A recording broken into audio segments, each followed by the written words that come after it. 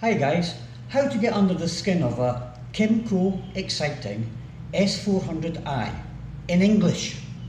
Now this is only a guide, not a full tutorial, but I'm sure it will help some of you who have yet to take it upon themselves to fit some accessories like lights, cameras, horns, etc.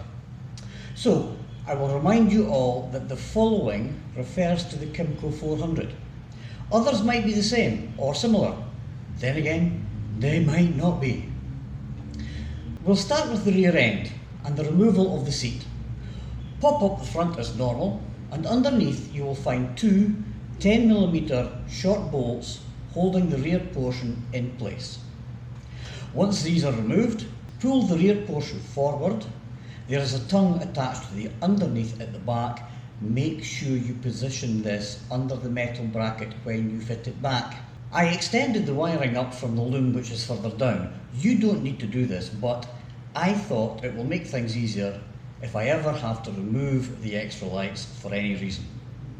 All the connections fit above the metal bracket I mentioned earlier. Next is the front end, which is a little bit more involved, so bear with me on this. First off, remove the 4 plastic studs with a quarter twist using an Allen key. These pop out and the 2 plastic covers lift away. Under them there are 4 10mm bolts. When unscrewed, the screen lifts clean away. After this there are 2 screws each side, one in the side and one next to the instrument cluster. Like before, this allows the front black panel to be pulled forward and down. Again, be careful of the 3 plastic tongues on each side. Be careful to place them properly when you refit them. This will reveal the upper half of the front end. Some work can be undertaken here, but if you have to go deeper to reveal all the front end wiring, then you will have to continue with 2 Phillips screws, one at each side here.